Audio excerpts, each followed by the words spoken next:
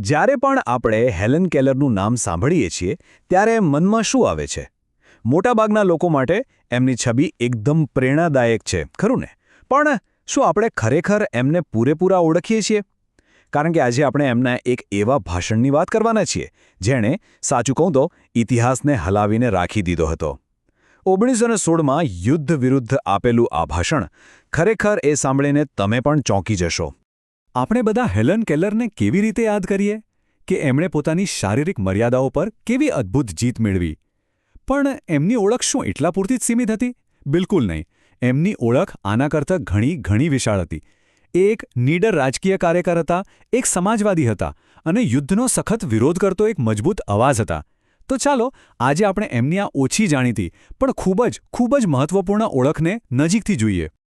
તો સમય હતો 5 જાન્યુઆરી 1916 અને જગ્યા ન્યૂયોર્ક શહેરનો પ્રખ્યાત કાર્નેગી હોલ. જરા કલ્પના કરો એ દ્રશ્યની. અહીં હેલન કેલરે એક એવું ભાષણ આપ્યું જે ઇતિહાસના પાના પર હંમેશ માટે છપાઈ ગયું. આ જે તસવીર આપણે જોઈ રહ્યા છીએ એ જ ઐતિહાસિક દિવસની છે. એ દિવસની જ્યારે એમણે આખા તંત્રને, આખી વ્યવસ્થાને ખુલ્લેઆમ પડકાર ફેંક્યો હતો. અને એમના ભાષણની શરૂઆત, શું કહેવું, એકદમ ધમાકેદાર. એમણે સીધું જ કહી દીધું, એક વાત સ્પષ્ટ સમજી લો કે મને તેમની દયા નથી જોઈતી. બસ આ એક જ વાક્યથી એમણે બતાવી દીધું કે એમના વિચારો કેટલા સ્વતંત્ર છે. આ અવાજ કોઈ લાચાર વ્યક્તિનો નહોતો. ના, આ તો એક જાગૃત, એક મક્કમ નાગરિકનો અવાજ હતો.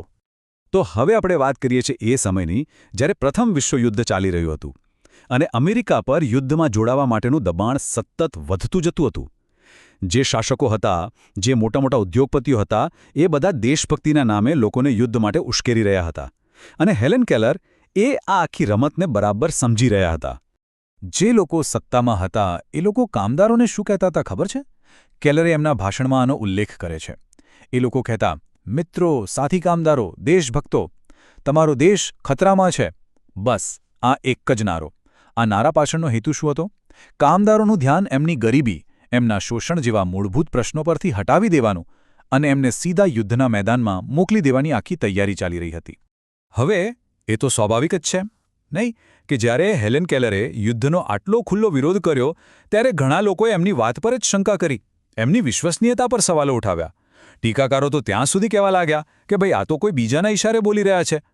પણ હેલન કેલર ક્યાં ચૂપ બેસેવા હતા. એમણે આ બધી ટીકાઓનો એવો જડબાતોડ જવાબ આપ્યો કે બધા જોતા રહી ગયા. આ ખરેખર એમની હિંમત બતાવે છે. જુઓ, એક તરફ ટીકાકારો શું આરોપ લગાવતા હતા કે કેલર સિદ્ધાંતવિહીન લોકોના મુખપત્ર છે, મતલબ કે કોઈના હાથની કઠપૂતળી છે. અને એની સામે કેલરનો જવાબ જુઓ, કેટલો સ્પષ્ટ અને મક્કમ. એમણે કહ્યું, હું જાણું છું કે હું શું વાત કરી રહી છું. મારી માહિતીના સ્ત્રોત બીજા કોઈની જેમ જ સારા અને વિશ્વસનીય છે. એમણે ભારપૂર્વક કહ્યું કે એમની પાસે પણ માહિતી મેળવવાના એટલા જ સાધનો છે. આ રીતે એમણે પોતાની બૌદ્ધિક સ્વતંત્રતાનો જોરદાર બચાવ કર્યો. અને હવે કેલર એમના ભાષણના એકદમ કેન્દ્રમાં આવે છે, મૂળ મુદ્દા પર. એમની દલીલ શું હતી કે કામદારોનો અસલી દુશ્મન કોઈ બીજા દેશમાં સરહદની પેલે પાર નથી બેઠો. ના, અસલી દુશ્મન તો એમના પોતાના જ દેશમાં, એમની આસપાસ જ છુપાયેલો છે.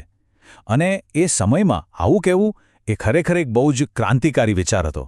કેલરે આખી પ્રક્રિયાને સ્ટેપ બાય સ્ટેપ સમજાવી કે કેવી રીતે સામાન્ય કામદારોને અમીરો અને શક્તિશાળી લોકોના યુદ્ધમાં ધકેલી દેવામાં આવે છે. સૌથી પહેલાં શું થાય? એમને કહેવામાં આવે છે કે દેશ ખતરામાં છે, ડર ફેલાવવામાં આવે છે. પછી એમને એક રાઇફલ અને ગણવેશ આપી દેવાય છે દેશભક્તિના નામે.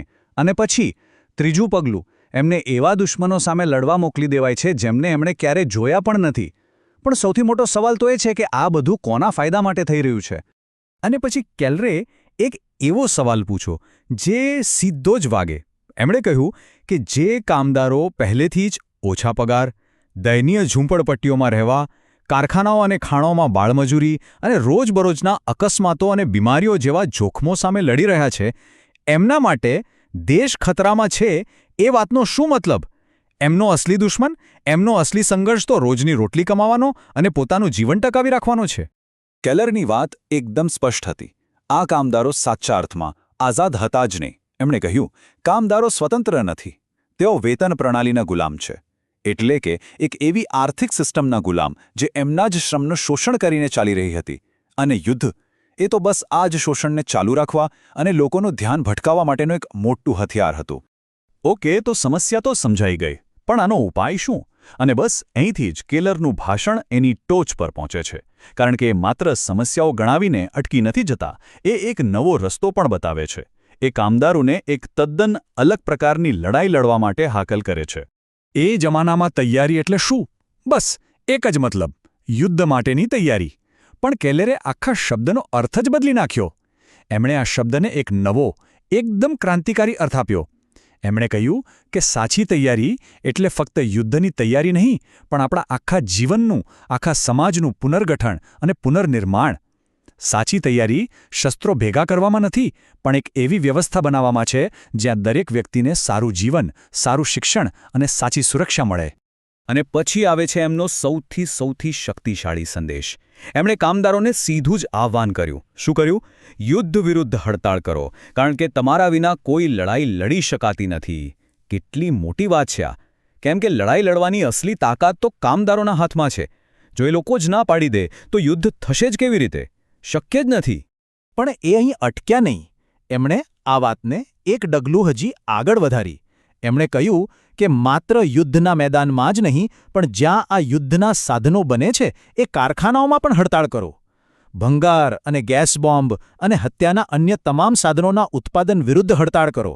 વિચાર તો કરો, જો યુદ્ધના હથિયારો બનવાના જ બંધ થઈ જાય તો આખી યુદ્ધની મશીનરી જ ઠપ થઈ જાય.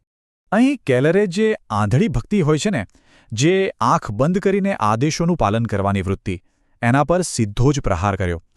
એમણે લોકોને વિચારવા માટે મજબૂર કર્યા. એમનો સંદેશ એકદમ સાફ હતો. વિનાશની સેનામાં મૂંગા આજ્ઞાકારી ગુલામ ન બનો. આ વિનાશના ખેલમાં એક મૂંગા ગુલામ બનીને ભાગ ન લો. અને અંતે એક નકારાત્મક વાત પછી એમણે એક ખૂબ જ સકારાત્મક અને આશાથી ભરેલો વિચાર રજૂ કર્યો. વિનાશની સેનાના ગુલામ બનવાને બદલે શું બનવાનું છે? નિર્માણની સેનામાં નાયક બનો. વાહ! એક એવી સેનાના હીરો બનો જે કંઈક તોડવા માટે નહીં, પણ કંઈક બનાવવા માટે લડે છે. એક એવો સમાજ બનાવવા માટે જે યુદ્ધ પર નહીં, પણ શાંતિ, ન્યાય અને માનવતાના મજબૂત પાયા પર ઊભો હોય. હેલન કેલરના આ ભાષણને આજે 100 વર્ષથી પણ વધુ સમય થઈ ગયો છે. પણ શું એમના શબ્દો આજે પણ એટલા જ સાચા નથી લાગતા? એમણે જે નિર્માણની સેનાની કલ્પના કરી હતી, આજે એ સેના કોની સામે લડશે? કઈ સમસ્યાઓ સામે? આ એક એવો સવાલ છે જે ખરેખર આપણા બધાએ વિચારવા જેવો છે.